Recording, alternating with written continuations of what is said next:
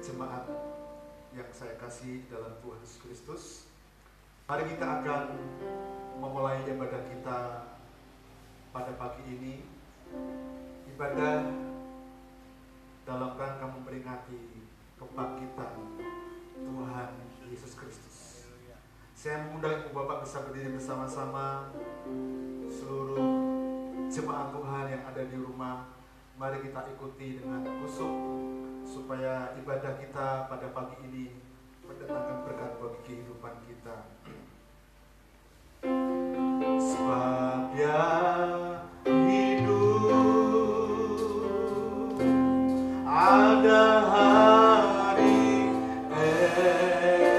esok, sebab ya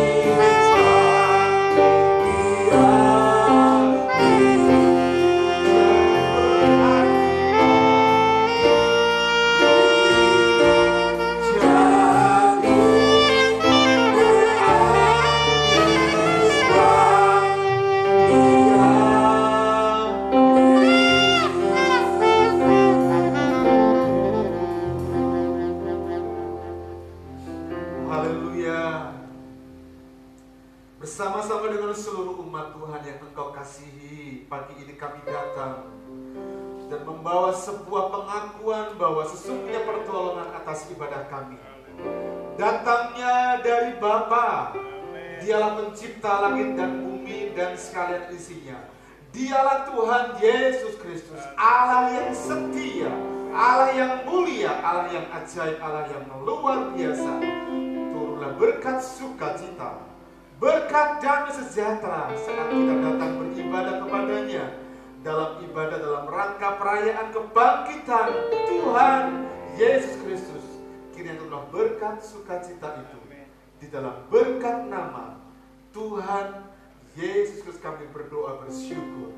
Haleluya. Amin. Ibu bapak silakan duduk kembali.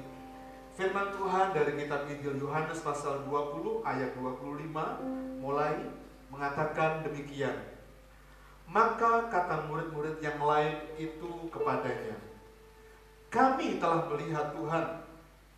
Tetapi Thomas berkata kepada mereka, sebelum aku melihat bekas paku pada tangannya, dan sebelum aku mencucukkan jariku ke dalam bekas paku itu dan mencucukkan tanganku ke dalam lambungnya, sekali-kali aku tidak akan percaya. 8 hari kemudian murid-murid Yesus berada kembali dalam rumah itu dan Thomas bersama-sama dengan mereka. Sementara pintu-pintu terkunci, Yesus datang dan ia berdiri di tengah-tengah mereka dan berkata, damai sejahtera bagi kamu. Kemudian ia berkata kepada Thomas, taruhlah jarimu di sini dan lihatlah tanganku. Ulurkanlah tanganmu dan cucukkanlah ke dalam lambungku. Dan jangan engkau tidak percaya lagi, melainkan percayalah. Thomas menjawab dia, ya Tuhan dan Allahku. Kata Yesus kepadanya, karena engkau telah melihat aku, maka engkau percaya. Berbahagialah mereka yang tidak melihat namun percaya. Amin. Memberkati kita semua. Mari kita persiapkan hati kita, mari kita nyanyikan jawab dan hidup.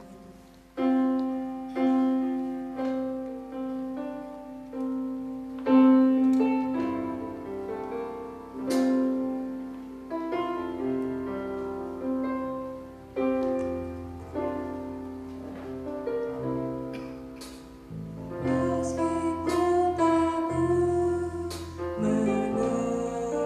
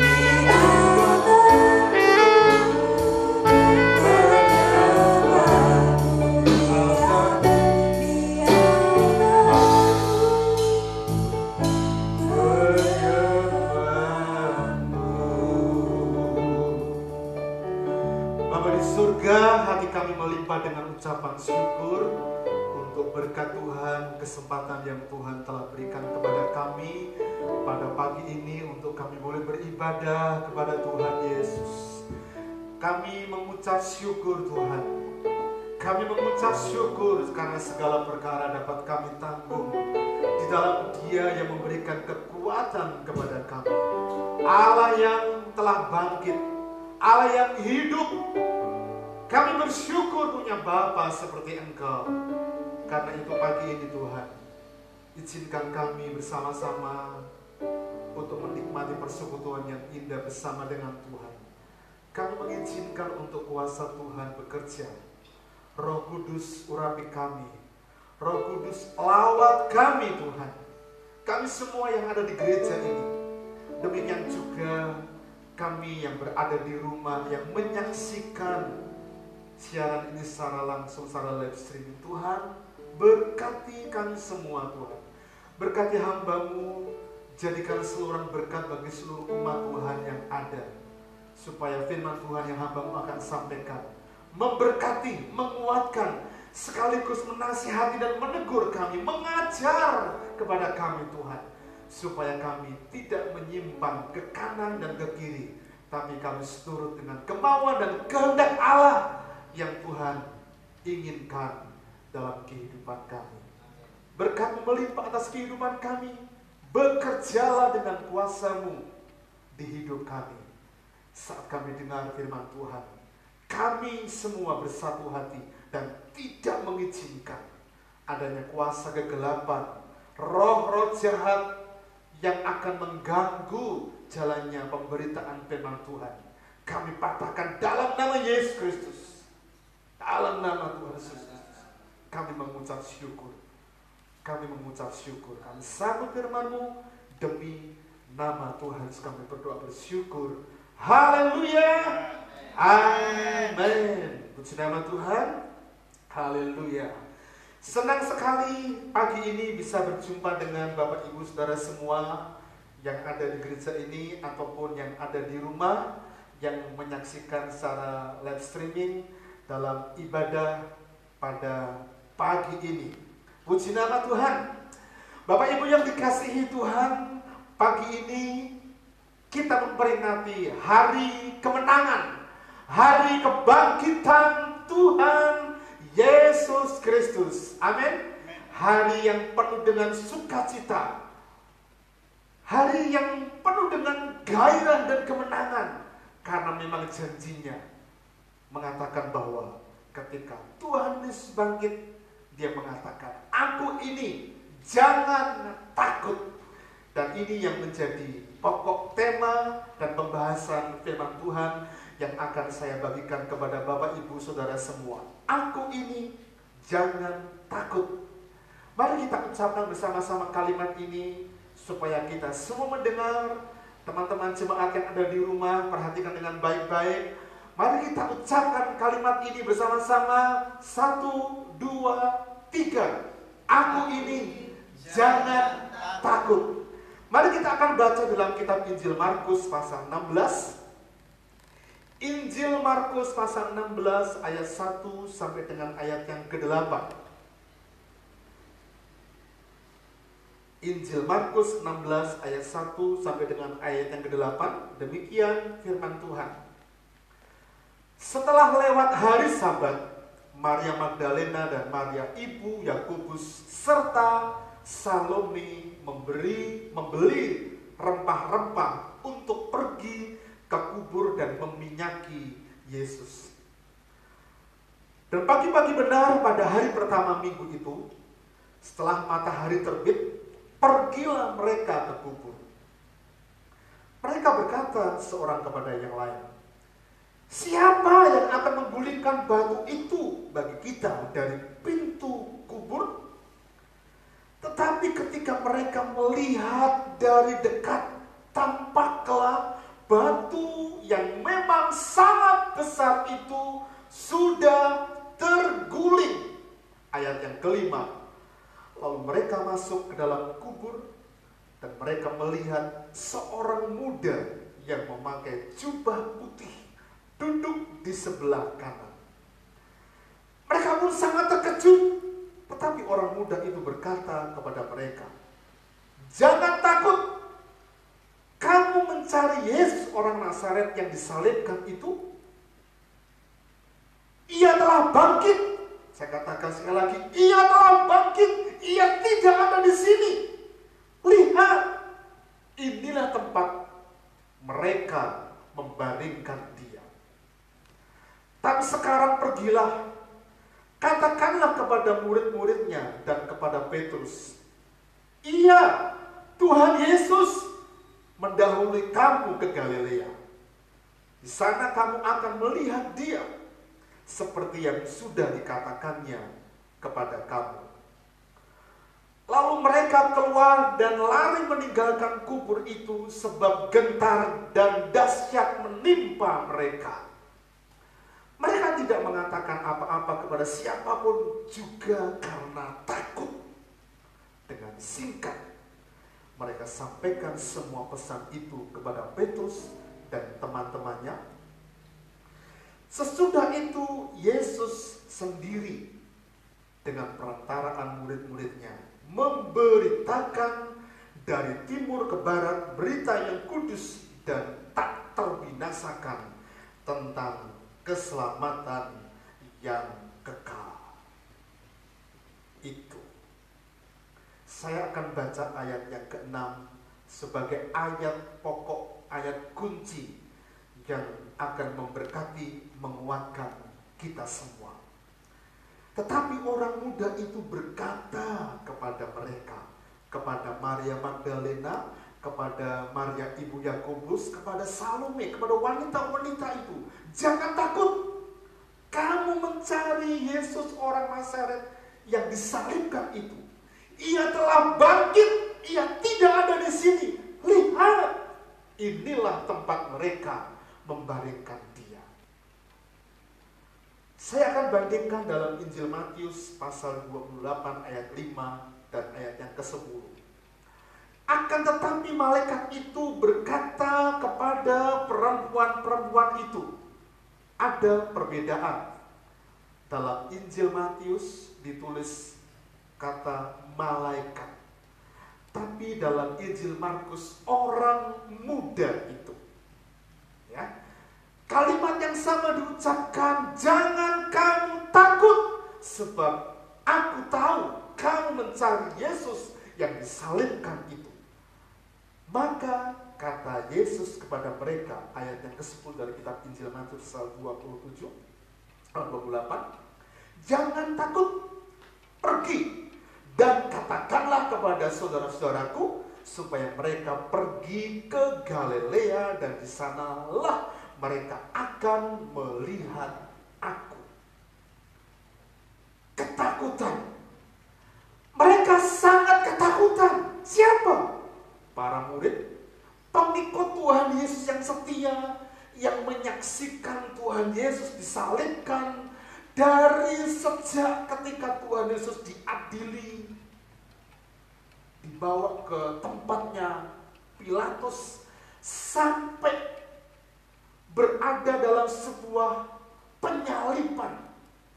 Mereka sangat takut karena penyaliban Tuhan Yesus Kristus yang adalah guru bagi mereka telah menyisakan trauma yang amat dalam.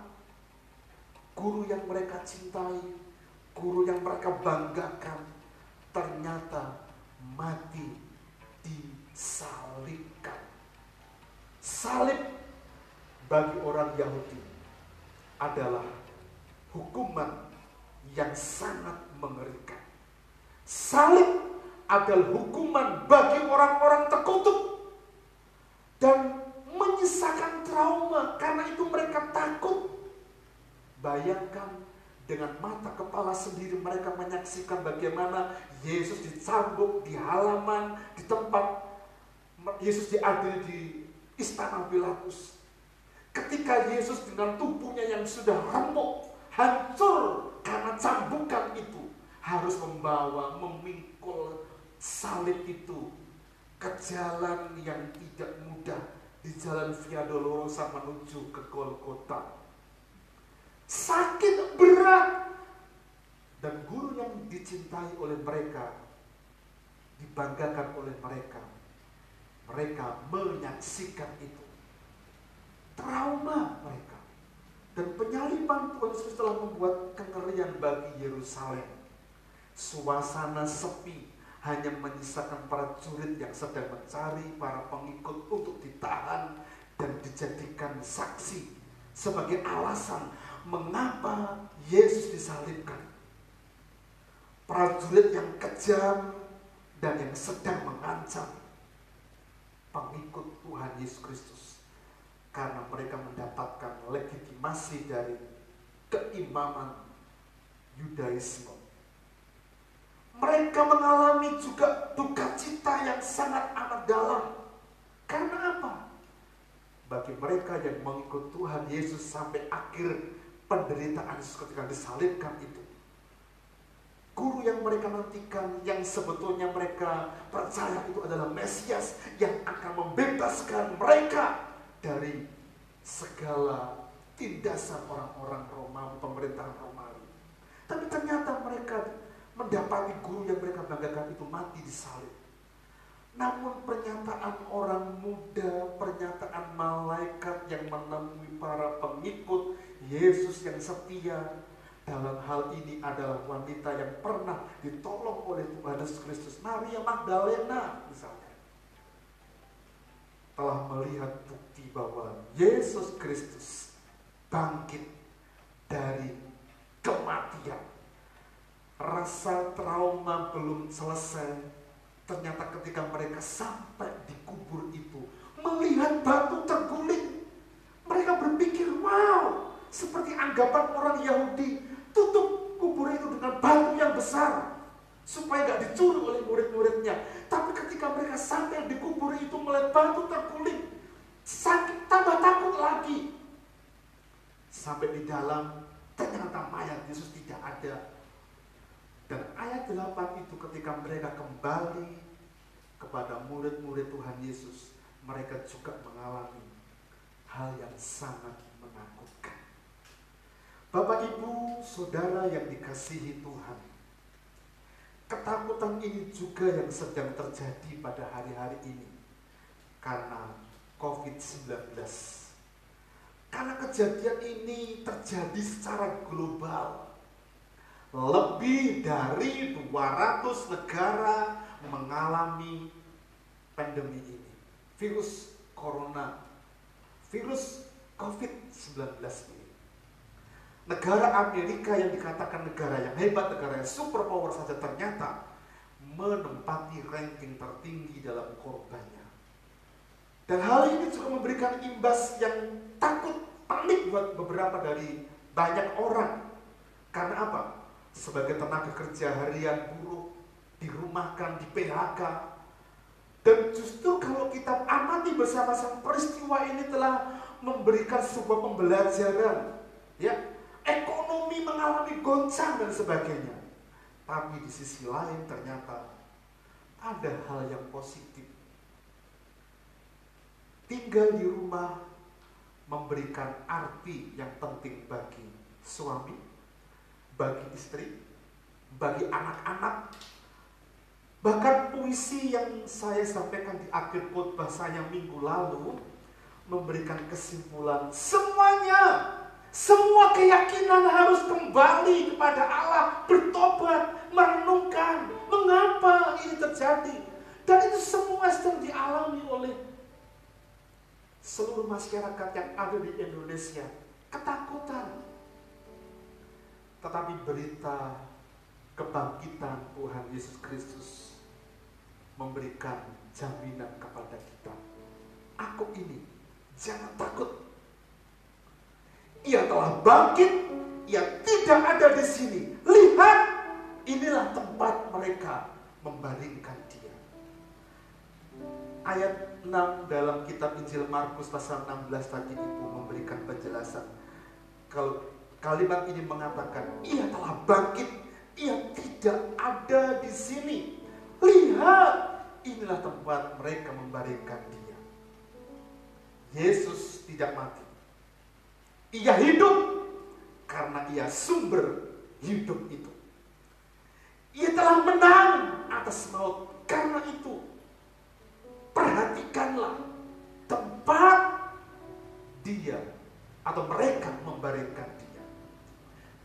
dia berbaring. Hati yang tadinya dirundung duka mendalam berganti menjadi sukacita. Karena apa? Kemenangan. Karena apa? Yesus bangkit. Dan hal ini juga yang Tuhan ingin sampaikan kepada kita, gerejanya, umatnya, anak-anaknya. Tuhan mengasihi kita dan dia mengatakan, aku ini jangan takut menghadapi apapun. Menghadapi goncangan ekonomi, himpitan ekonomi, PHK yang mengglobal, dan sebagainya. Mengapa? Karena ada Kristus yang telah bangkit dari kematian. Nah, Bapak Ibu Saudara yang dikasihi Tuhan, di Alkitab ada 4 atau bahkan 5 termasuk Yesus yang bangkit dari kematian.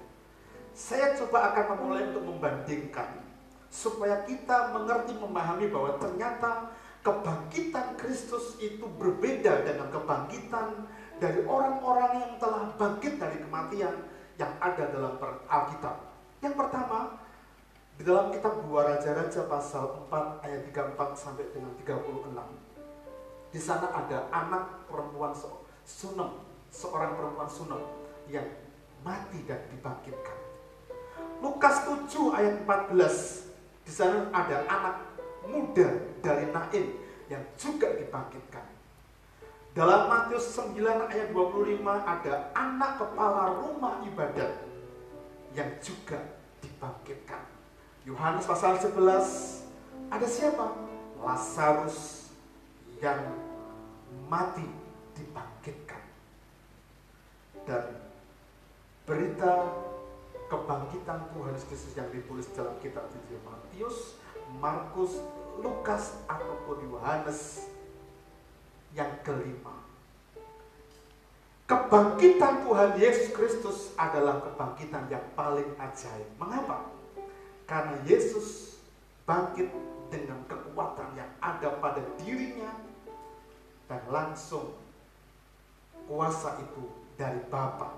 Berbeda dengan Lazarus, berbeda dengan anak kepala rumah ibadat, berbeda dengan pemuda Nain, berbeda dengan anak perempuan Sunem itu. Mereka bangkit karena didoakan oleh seorang hamba Tuhan. Kuasa Tuhan disalurkan lewat diri hamba Tuhan, tapi Yesus mengalami dan itu langsung dari legitimasi surga dari Bapa. Yang kedua, Yesus hidup setelah bangkit dan dia tidak mati lagi. Tapi mereka yang dibangkitkan itu hidup, kemudian mereka mati lagi. Dan yang menarik adalah kebangkitan Yesus menjadi yang sulung. Kebangkitan Yesus menjadi yang sulung. Karena itu saya mengatakan kebangkitan Tuhan itu adalah kebangkitan yang paling ajaib dibandingkan dengan kebangkitan-kebangkitan orang-orang yang telah dibangkitkan di dalam peristiwa Alkitab. 1 Korintus pasal 15 ayat 20 dan Kolose pasal 1 ayat 18. Tetapi yang benar ialah bahwa Kristus telah dibangkitkan dari antara orang mati sebagai yang sulung dari orang-orang yang telah meninggal. Kolose 1 ayat 18, ialah kepala tubuh, yaitu jemaat. Ialah yang sulung, yang pertama bangkit dari antara orang mati, sehingga ia yang lebih utama dari segala sesuatu. Apa arti yang sulung? Ada 2 teks Yunani dari 1 Korintus pasal 15 ayat 20 dan Kolose pasal 1 ayat 18. Sulung dalam 1 Korintus 15 ayat 20 itu ditulis dengan teks aslinya adalah aparke, yang artinya yang pertama, yang awal, yang dikhususkan bagi Allah. Sementara dalam Kolose pasal 1 ayat 18 Itu teks aslinya ditulis prototokos, yang artinya yang ada sebelum segala sesuatu, dan semuanya itu diartikan yang dia lebih tinggi dari semua ciptaannya yang sulung.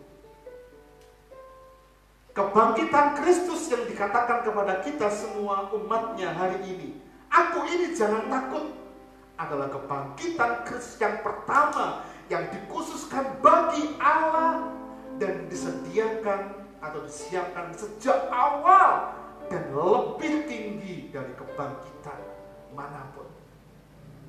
Jadi kesimpulan yang sulung dari kitab 1 Korintus 15 ayat 20 dan Kolose 1 ayat 18 tadi mengatakan, kalau kita kaitkan dengan tema kita, aku ini jangan takut, adalah kebangkitan Kristus yang kita, untuk kita, yang memang dikhususkan bagi Allah, disediakan dan disiapkan sejak awal dan lebih tinggi dari kebangkitan manapun. Sebagai yang sulung, maka kebangkitan Kristus harus memberi pengaruh, memunculkan pengaruh bagi kehidupan kita. Kebangkitan hidup orang percaya yang memuliakan Allah. Kalau Kristus sudah bangkit, dan bangkitnya itu untuk gerejanya, untuk anak-anak Tuhan, untuk semua orang percaya, maka kebangkitan itu harus memberikan pengaruh yang besar, mengubah kehidupan kita, ya, sehingga seluruh hidup kita dari saat ketika mengenal Kristus sampai ketika nanti Tuhan panggil kita masuk dalam perencanaannya, seluruh kehidupan kita diorientasikan kepada hidup yang memuliakan Tuhan. Karena jika tidak, kebangkitan Kristus yang mengatakan aku ini jangan takut tidak akan pernah memberikan arti apa-apa kalau tidak ada perubahan hidup dari kehidupan kita. Yang dulu sebelum kita mengenal Tuhan, kita masih suka berbohong. Ketika kita mengenal Tuhan dan merasakan kebangkitan Tuhan, masih juga melakukan yang sama. Dosa-dosa yang dulu kita lakukan sebelum kita kenal Tuhan Yesus, saat kita mengalami kebangkitan Tuhan, masih sama juga. Maka kebangkitan tidak akan pernah berarti dalam kehidupan kita. Kebangkitan akan menjadi sebuah arti dan mengubahkan, memberi pengaruh dalam kehidupan kita. Kalau Kristus yang telah bangkit untuk kita memberikan pengaruh yang besar, dan hidup kita berubah, dan orientasi seluruh hidup kita dalam jalan-jalan hidup yang kita lalui memuliakan nama Tuhan. Lalu pertanyaannya, bagaimana supaya kita memuliakan Tuhan? Kita yang telah punya kebangkitan dan hidup dari Kristus, punya kuasa itu, kita telah diubahkan Kristus. Maka sebetulnya kebangkitan Kristus adalah kebangkitan kita. Maka poin pertama yang perlu kita sadari bersama-sama, supaya kebangkitan itu betul-betul memberikan pengaruh dalam kehidupan kita, dan kebangkitan Kristus adalah kebangkitan kita. Ada hal yang menarik di ayat 2 dalam kitab Injil Markus pasal yang ke-16 tadi.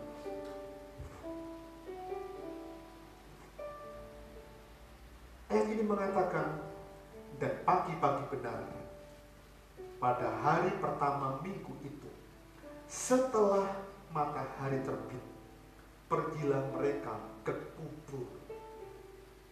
Yang pertama yang saya mau ajak Bapak Ibu sudah merenungkan, kalau Kristus sudah bangkit buat kehidupan kita, harusnya Kristus itu betul-betul mempengaruhi kehidupan kita, sehingga orientasi hidup kita memuliakan Tuhan. Yang pertama, kita harus bangkit dari kemalasan. Bangkit dari kemalasan. Maka wanita-wanita itu datang pagi-pagi pagi-pagi sebelum matahari terbit, itu bicara tentang semangat, bicara tentang sebuah gairah berbeda. Orang yang selalu bangunnya siang, saya tidak sedang mengajar kepada saudara dan nabrak kepada saudara yang suka bangun siang, enggak. Karena memang kadangkala mengharuskan kepada kita untuk kita bekerja sampai larut malam, bahkan pagi. Dan waktunya tidur pagi menjelang siang itu waktu kita. It's okay, tidak masalah.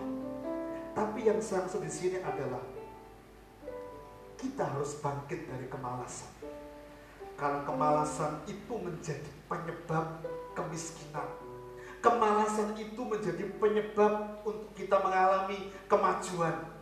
Bayangkan Anda yang pelajar, gak pernah belajar, malas belajar, gak akan pernah mendapat prestasi.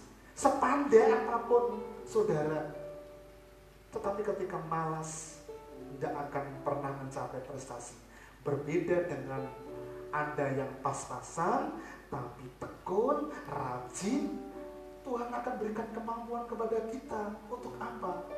Mencapai prestasi. Kemalasan juga menjadi penyebab orang miskin ekonomi tidak diberkati Tuhan. Kalau suami atau istri malas, kemalasan juga menjadi penyebab orang percaya tidak memiliki otoritas dalam hidupnya.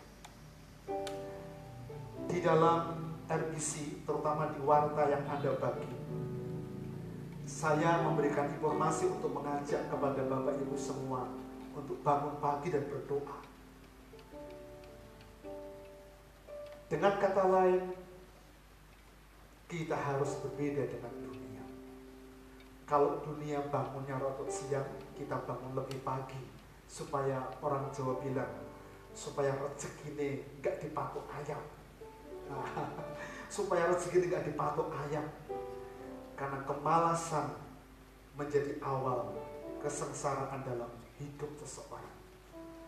Pertanyaannya bagi kita pagi ini, kalau Kristus telah memberikan pengaruh yang membangkitkan hidup keyakinan kita, sehingga jalan kehidupan yang kita jalani dalam kehidupan kita selalu memuliakan Tuhan.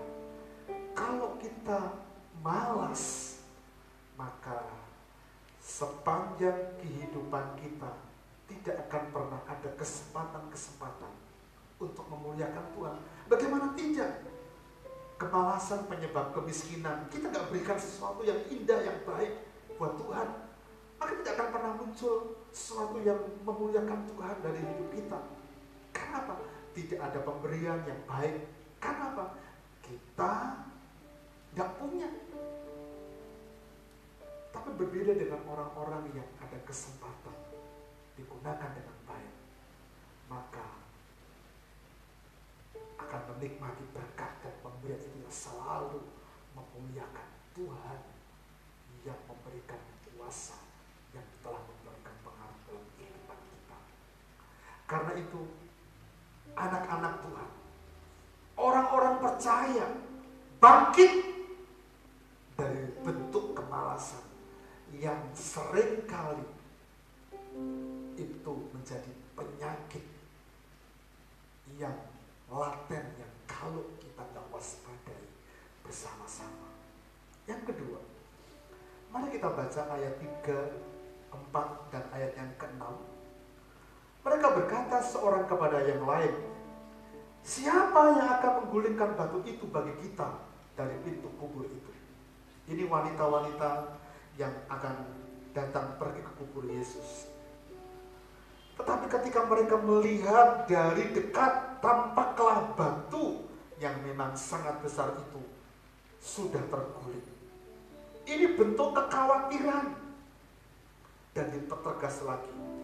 Tetapi orang muda itu berkata kepada mereka setelah mereka masuk, ayat yang kelima, jangan takut, kamu mencari Yesus orang Nazaret yang disalibkan itu. Ia telah bangkit, ia tidak ada di sini. Lihat, inilah tempat mereka membaringkan dia. Yang kedua, anak-anak Tuhan, orang percaya harus bangkit dari kekhawatiran dan ketakutan. Kalau berbicara tentang kekhawatiran, siapa sih yang khawatir dengan situasi hari-hari ini? COVID-19 telah mengambil semuanya, tapi juga memberikan pembelajaran kepada kita. Siapa yang gak khawatir? Ya, seorang yang bekerja di sebuah perusahaan penerbangan, terutama penerbangan yang maskapainya sering terbang ke luar negeri, mengatakan kepada kami, mereka hampir semua karyawannya di PHK, dirumahkan, dan tidak mendapatkan gaji, mendapatkan apa-apa.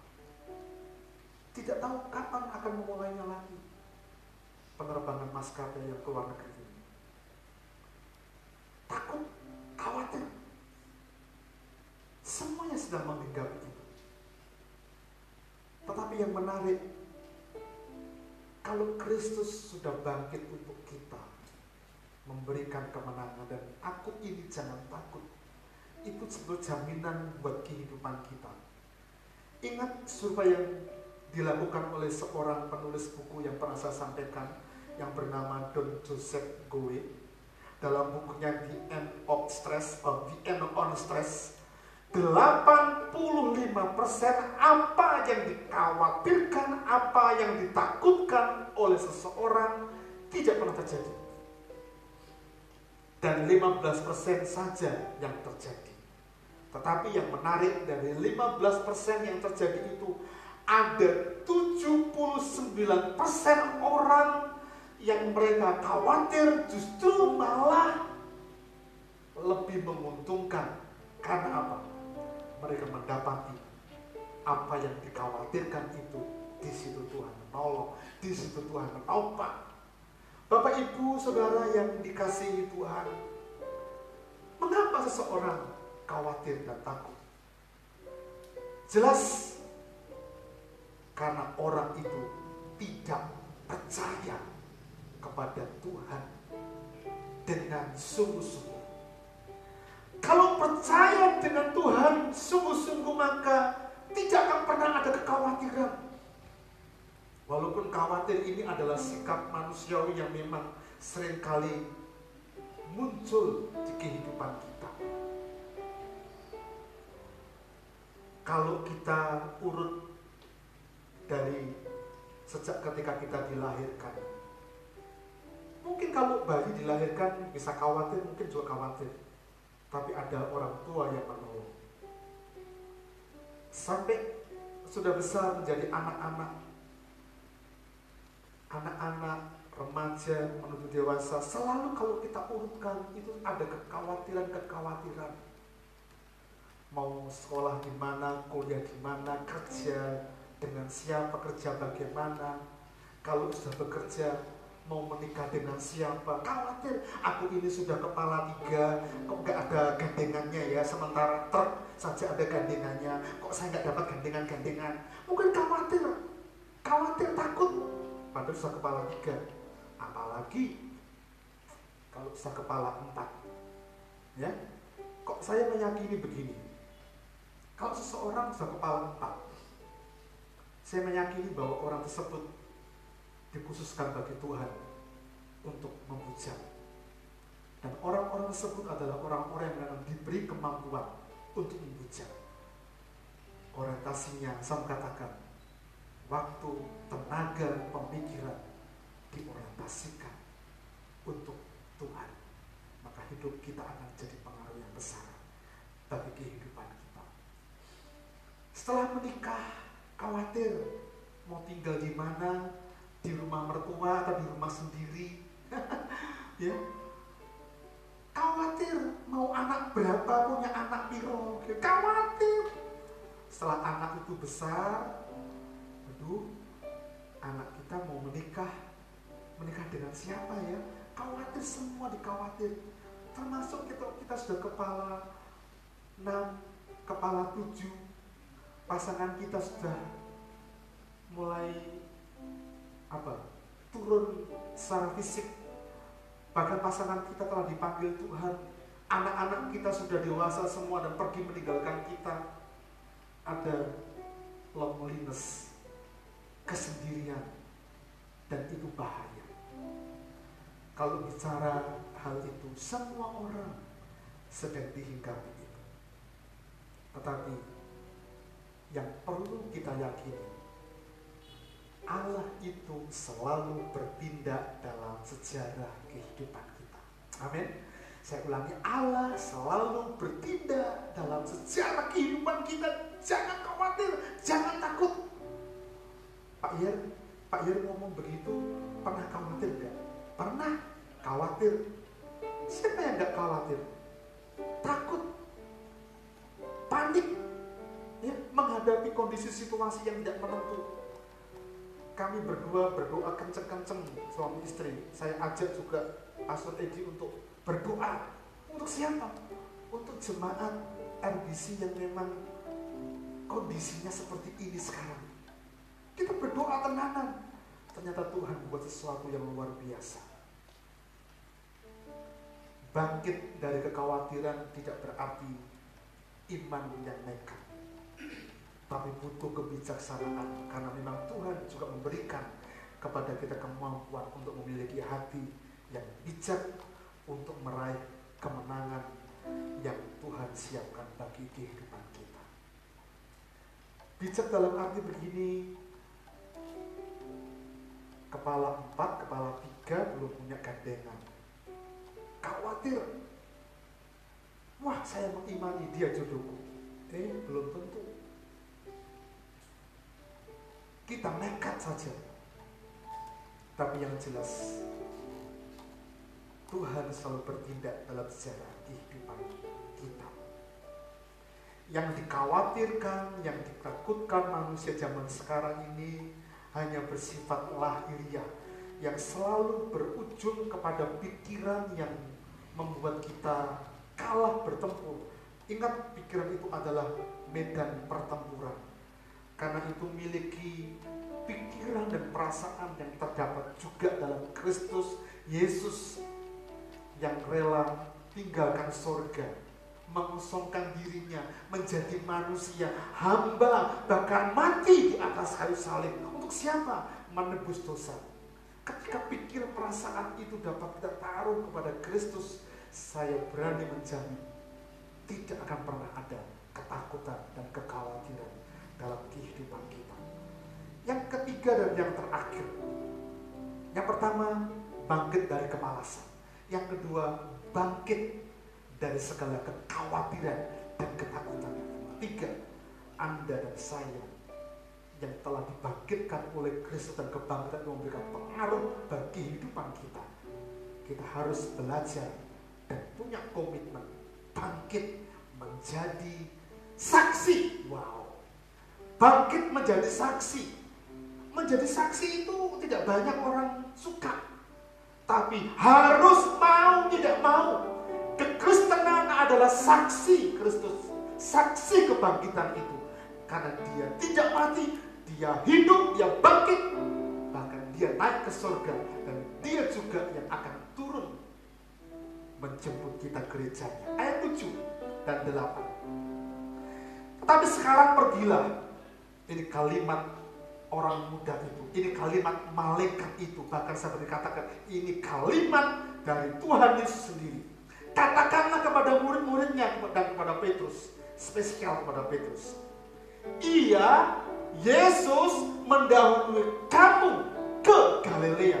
Dan dari Galilea itulah Yesus memulihkan murid-muridnya yang kecewa, yang takut, yang panik, yang khawatir, dipulihkan dari Galilea itu. Dan di sanalah kamu akan melihat dia seperti yang sudah dikatakannya kepada kamu. Ayat 8. Lalu mereka keluar dan lari meninggalkan kubur itu, sebab gentar dan dahsyat menimpa mereka. Mereka tidak mengatakan apa-apa kepada siapapun juga karena takut. Ayat ini dilanjutkan dengan singkat. Mereka siapa? Wanita-wanita itu menyampaikan semua pesan yang disampaikan orang muda malaikat itu kepada siapa? Petrus dan teman-temannya. Sesudah itu Yesus sendiri dengan perantara muridnya memberitakan dari timur ke barat berita yang kudus dan tak terbinasakan tentang keselamatan kekal. Menjadi saksi, bangkit menjadi saksi. Zaman sekarang ini untuk dapat menjadi saksi bagi manusia zaman now ini perlu ada betul-betul kebangkitan moral dan karakter Kristus dalam kehidupan orang percaya. Karena kalau tidak, percuma. Tidak akan didengar kesaksian kita. Bahkan perkataan mulut kita, perkataan kita tidak memberi arti apa-apa pun kalau tidak ada teladan hidup dari karakter Kristus yang telah mengubahkan kehidupan kita. Karena itu, upgrade karakter Kristen kita. Karena apa yang menjadi hidup kita yang telah diubahkan oleh Kristus harus memberikan pengaruh yang lebih baik dalam kehidupan kita. Karena ada banyak orang-orang yang lebih baik daripada orang Kristen. Ada banyak orang yang dermawan dibandingkan orang Kristen. Ada banyak orang yang memiliki jiwa sosial dibandingkan orang Kristen. Ada banyak orang yang lebih Kristen dibandingkan orang Kristen sendiri. Karena apa? Karena mereka dapat mempraktikkan segala hal yang baik dalam hidup mereka. Karena itu perlu upgrade kekristenan kita. Roma pasal 6 ayat 1 sampai 5 Bapak Ibu baca di rumah dan perhatikan baik-baik. Serta Efesus pasal 4 ayat 17 sampai 32. Ada beberapa ciri orang yang lahir baru yang memang harus kita pertahankan dalam kehidupan kita, dan itu kita upgrade terus dalam kehidupan kita. Ayat 17 dari kitab Efesus 4, baca di rumah ya. Perubahan pikiran, makin melekat kepada Tuhan. Ayat 18, ayat 19, perasaan yang semakin peka, tidak suka dusta. Ayat 25, tidak jadi pemarah. Ayat 26 dan 27 dalam Efesus pasal 4. Tidak mencuri, jaga perkataan kita, tidak pahit hati, dan suka mengampuni. Itu semua tercatat di dalam Efesus pasal 4 ayat 17 sampai dengan ayat yang ke-32. Jangan takut, aku ini, jangan takut.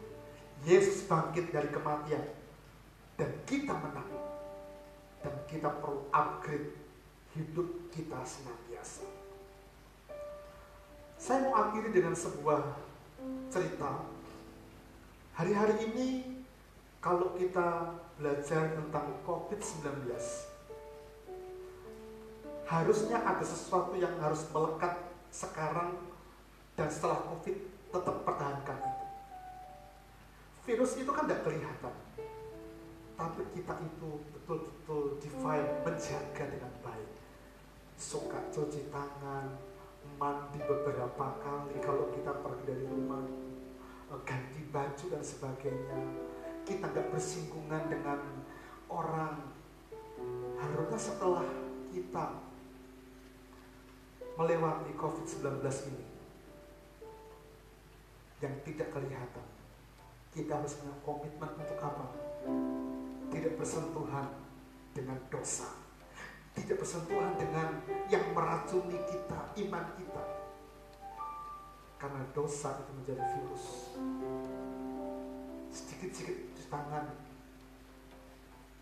Harusnya kita ngerti, kita harus betul-betul cuci tangan, lemparkan segala bentuk yang mengotori kehidupan kita. Ini pelajaran yang penting buat kehidupan kita. Bapak Ibu Saudara yang dikasihi Tuhan, cerita yang terakhir, yang kedua yang mau saya sampaikan kepada Bapak Ibu semua. penulis lagu yang mengatakan, sebab Dia hidup, ada hari esok. Sebab Dia hidup, ku tak gentar, karena ku tahu Dia pegang hari esok. Hidup jadi berarti sebab Dia hidup. Bapak Ibu Saudara yang dikasihi Tuhan, lagu ini ditulis oleh Bill dan Gloria, sepasang suami istri hamba Tuhan di akhir tahun 1960, dalam kondisi di mana mereka sangat khawatir dengan masa depan mereka. Bill dan Gloria, sepasang suami istri yang melayani Tuhan, mereka punya spesialis atau spesialisasi pelayanan mereka ada di musik.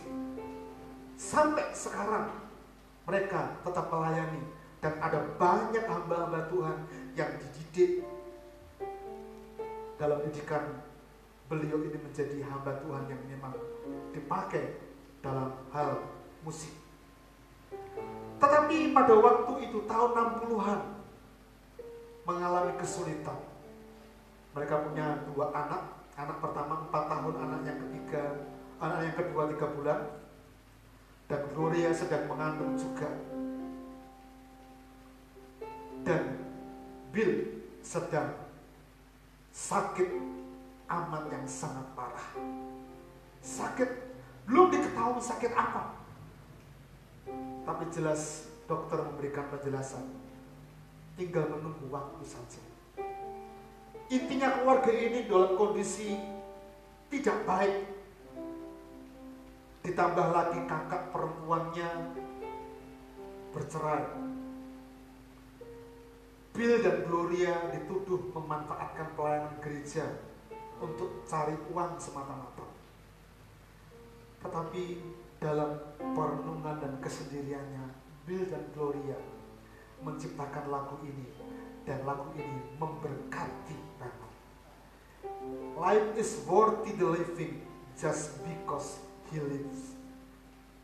Ya, hidup jadi berarti karena Yesus bangkit dari kematian. Amin.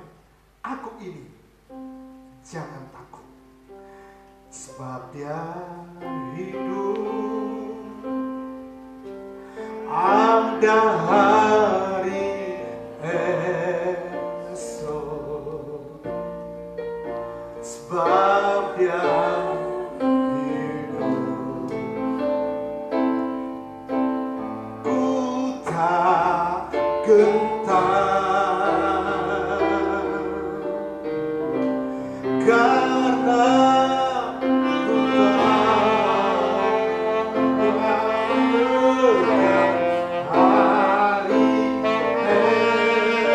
esok.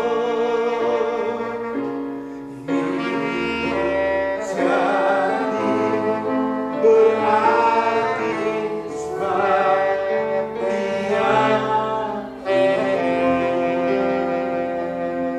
Sementara kita mengambil waktu teduh kita pagi ini, musik mengalun dengan lembut.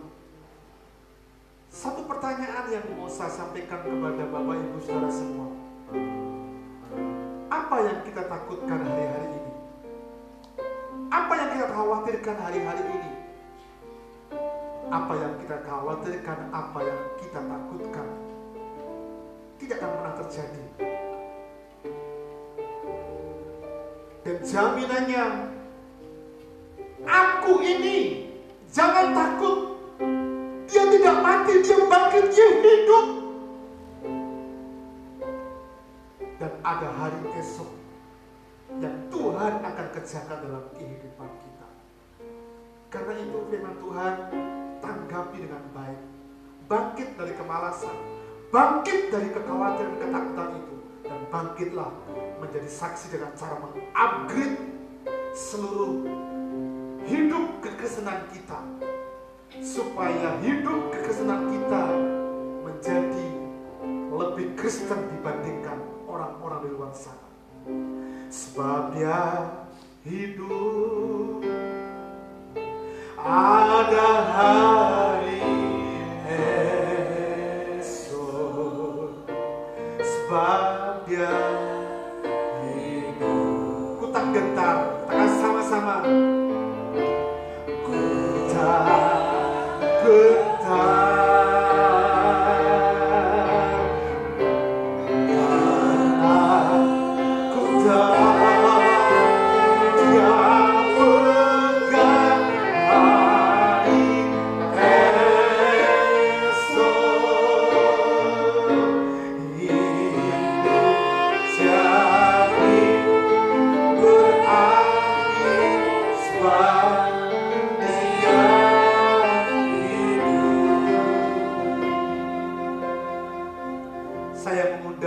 Ibu Sarah maju ke depan, berdoa syafaat untuk bangsa kita Indonesia, berdoa untuk seluruh umat Tuhan, jemaat RBC yang Tuhan kasihi dan Tuhan berikan kesempatan untuk kita gembalakan bersama-sama. Berdoa supaya Tuhan memberikan kekuatan kepada kita dalam proses yang tidak mudah hari-hari ini. Sama silakan. Bapa di surga, Bapa yang kami kenal dalam nama Tuhan Yesus Kristus, kami bersyukur untuk pagi hari ini Tuhan. Makasih Tuhan Yesus. Berfirman kepada setiap kami, aku ini jangan takut. Yes. Bapa, kami mau kekuatan daripada Tuhan Yesus Tuhan. Beri kami kemampuan supaya kami bangkit Tuhan dari kemalasan. Kami boleh bangkit dari ketakutan, kekhawatiran. Bahkan kami boleh bangkit Tuhan menjadi saksi-Mu yang menjadi berkat dan kehidupan kami Tuhan. Melalui perkataan kami, melalui tingkah laku kami, melalui sikap hidup kami ya Tuhan. Oh haleluya. Engkau menolong kami, memampukan setiap kami Tuhan. Dan pada pagi hari ini Bapa di surga, kami membawa bangsa kami Indonesia ke dalam tangan kuasa-Mu. Bapa di surga, kami mohon campur tangan Tuhan. Berkati negeri ini Tuhan. Kami mohon belas kasihan-Mu Tuhan atas Berkati bangsa kami. Indonesia. Lewat lawan bangsa kami Tuhan. Yes Tuhan. Di tengah-tengah pandemi COVID-19 ini Tuhan, kami bawa pemerintah kami ke dalam tangan kuasa-Mu. Kami bawa Pak Jokowi, kami bawa Pak Ma'ruf Amin Tuhan. Amin. Beserta dengan jajaran kepemerintahan dari pusat sampai daerah-daerah dan sampai ke pelosok sekalipun, kami mohon campur tangan Tuhan. Amin. Beri mereka kemampuan, berikan mereka hati yang takut Tuhan, beri mereka keseharian, sehingga setiap keputusan mereka mengambil benar-benar berasal daripada Engkau Tuhan. Glory Dan tidak haleluya. mempersulit akan masyarakat yang ada Tuhan, tidak memperkeruh keadaan, tetapi memberikan Tuhan keputusan yang itu benar-benar menjadi solusi bagi kami Tuhan. Kami mohon campur tangan Tuhan, melindungi mereka Tuhan dari wabah corona ini Tuhan. Engkau proteksi mereka Tuhan. Terima kasih kami sudah berdoa. Tuhan Yesus bagi para medis Tuhan, para dokter, para perawat Tuhan sebagai garda depan. Tuhan Yesus Kau melindungi mereka Tuhan. Kau proteksi mereka, terjagai mereka Tuhan, supaya mereka bisa melakukan tugas mereka dengan hati yang penuh dengan sukacita Tuhan. Beri mereka kesehatan yang baik, sehingga mereka bisa menangani para penderita corona dengan kemampuan yang daripada Engkau Tuhan, sehingga mereka semua bisa sembuh di dalam nama Tuhan Yesus. Kami mau campur tangan Tuhan,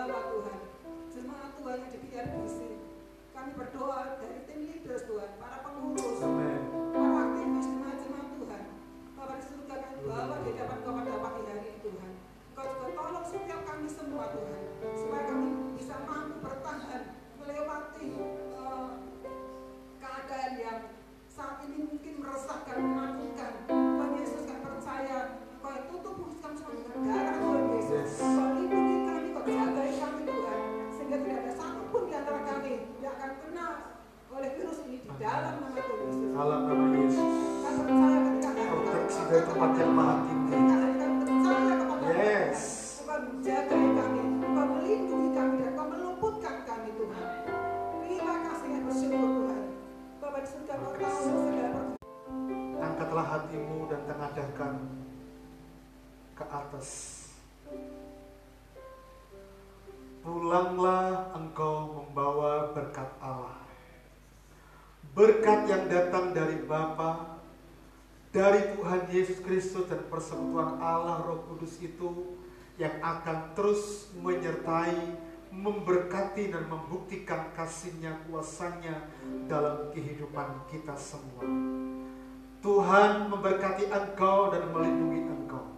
Tuhan menghadapkan wajah-Nya yang kudus kepadamu dan seraya memberikan berkat sukacita, berkat damai sejahtera dilimpahkan dalam kehidupan kita. Engkau akan menjadi kepala dan bukan ekor, dan hidupmu akan terus diberkati oleh Tuhan. Pekerjaanmu, rumah tanggamu, studimu, dan apa yang engkau kerjakan itu berhasil. Dan berkat Allah itu akan seperti pohon yang ditanam di tepi aliran air bagi hidupmu, yang tidak akan pernah mengalami kondisi dan keadaan kering, tapi yang akan terus menikmati kelimpahan, menikmati berkat Tuhan. Sebab dia bangkit, dia hidup, ada hari esok yang dijamin dalam kehidupan kita, dalam penyertaan dan pembelaan Tuhan dari seluruh kehidupan kita, pagi ini, besok, bahkan sampai kepada Maranatha. Tuhan datang menjemput kita semua. Di dalam nama Tuhan Yesus kami berdoa bersyukur. Haleluya. Amin. Silakan duduk Bapak Ibu yang dikasihi Tuhan. Saya serahkan kepada Santika dan Leni. Santika yang akan memberikan informasi.